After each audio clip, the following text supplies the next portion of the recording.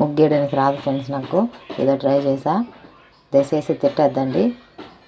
ఇష్టమైతే ఒక లైక్ చేయండి ఫ్రెండ్స్.